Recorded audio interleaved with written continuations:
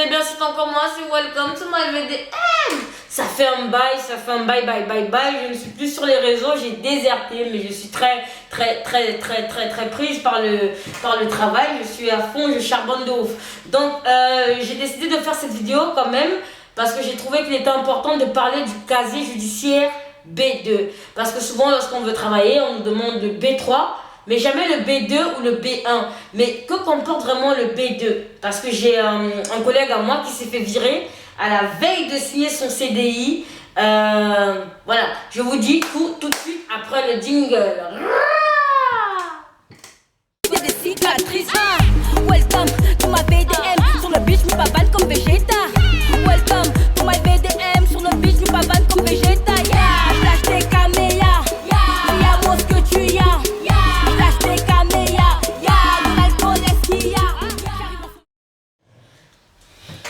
Alors, comme je disais, le casier judiciaire B3, on nous le demande souvent pour bon, je sais pas, quand on va travailler, quand on s'apprête à signer un CDD ou un CDI. Mais beaucoup plus important, un CDI. Donc le B3, il comporte certaines mentions. Vous savez, si vous avez un trait, ça veut dire que vous êtes clean. Lorsque c'est pas le cas, l'employeur, il peut décider de ne pas vous embaucher.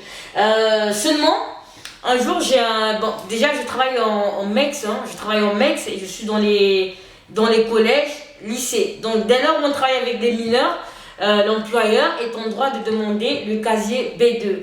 Et ça, je ne savais pas.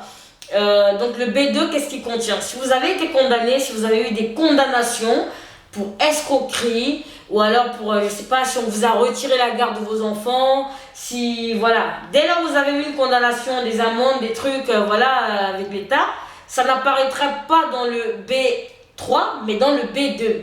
Et dans ce B2-là, si c'est pas néant, vous ne pourrez pas travailler dans certains domaines. C'est-à-dire que vous n'avez même pas accès à ce casier, mais vous pouvez le demander. Parce que quand j'ai vu mon collègue se faire virer, littéralement, il s'est fait virer parce qu'il y avait défaut dans son casier judiciaire B2. Et à ce moment-là, je me suis intéressée au casier B2.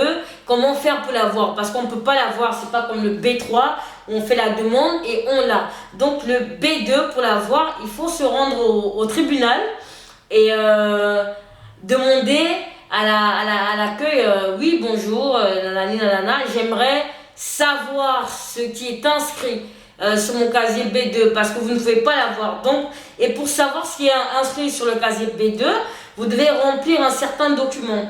Et bon, si c'est néant, ils vous envoient un mail vous disant que le casier, ils vous disent que c'est néant. Et si c'est pas le cas, ils vous envoient un mail pour vous dire de venir le consulter parce qu'ils ne peuvent pas vous donner le document. Vous devez vous rendre au tribunal, consulter en leur présence ce qu'il y a dans votre casier B2. Donc il y a plusieurs possibilités pour l'avoir.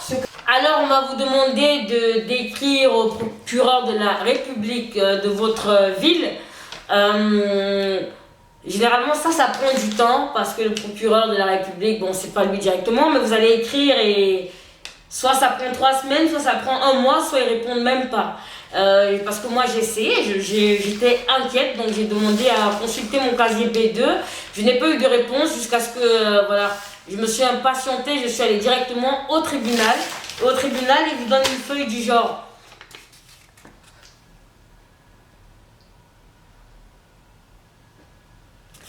Voilà, ils vous donnent une feuille à remplir où vous mettez votre nom, votre prénom, votre adresse, sexe, nom des parents, l'adresse mail. Et généralement, pour moi, ça allait vite. C'est-à-dire que je suis allée sur place. J'ai reçu un mail directement le jour même. Ce casier est important parce que lorsqu'on fait des bêtises, j'ai envie de dire, on ne se rend pas compte comme ça tout de suite. Mais vous savez, on a tous un passé, on a tous cette jeunesse-là, fougueux, inconscient, on fait de l'AD. Et puis, tu as des condamnations, ainsi de suite, ainsi de suite. Mais il y a certains métiers dont on n'a pas accès plus tard et nous, on ne sait pas. Et donc, vous avez aussi la possibilité de demander l'effacement de ce casier, B2. Mais bon, je voulais que vous sachiez quand même que c'est très important de connaître ce qu'il y a dans votre casier B2.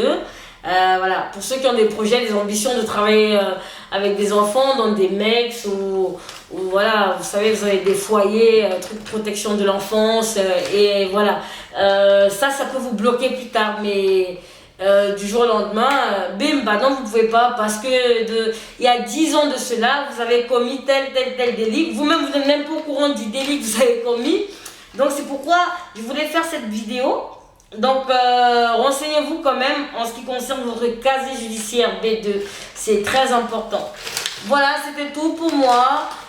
À très bientôt et ça dans la paix du Très-Haut. Amen.